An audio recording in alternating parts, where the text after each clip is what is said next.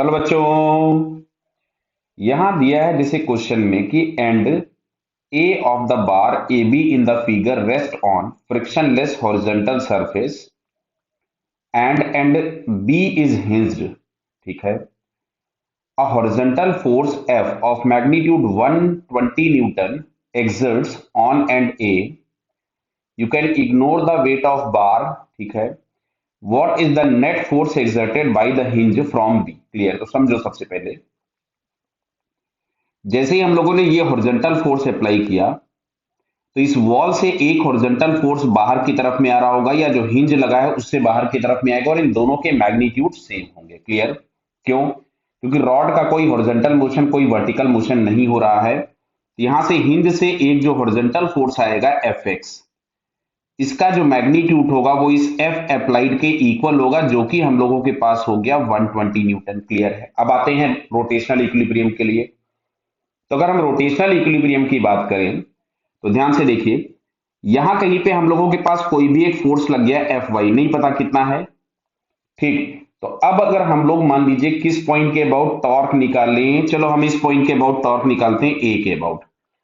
अगर हम ए के अबाउट टॉर्क निकालें, अगर ये इक्विलिब्रियम में है तो सारे पॉइंट के अबाउट ही टॉर्क जीरो होगा। तो ए पॉइंट के अबाउट इस अप्लाइड फोर्स का टॉर्क तो जीरो हो गया।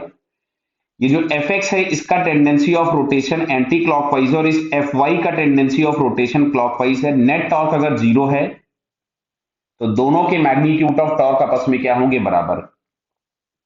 तो ए पॉइंट से एफ एक्स की लाइन पे अगर हम परपेंडिकुलर डिस्टेंस निकालने की कोशिश करेंगे तो ये वाली लाइन मिल रही, दिख रहा है बेटा, दो डॉट लगाए मैंने आपको, ये वाली, और ये डिस्टेंस दी गई है 4 मीटर।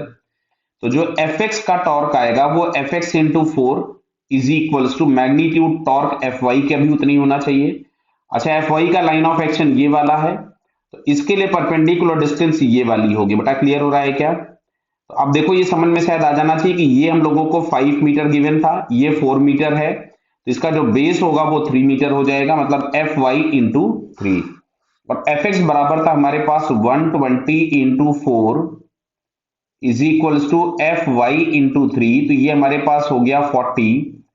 तो एफ वाई की वैल्यू आपके पास मिलती है 160 न्यूटन। और आपसे पूछा हुआ है कि net exerted force exerted by the hinge. Clear है। तो जो एफ नेट होगा हिंज का वो हो जाएगा under root of F X square plus F Y square. Clear है। तो एफ एक्स हम लोगों के पास कितना आ रहा था? 120, यानी it is 120 square plus under root 160 का स्क्वायर का कंप्लीट रूट। क्लियर है। इसको अगर हम लोग सॉल्व करें और रूट ले ले प्रॉपर्टी, हम लोगों के पास आता है 200 न्यूटन।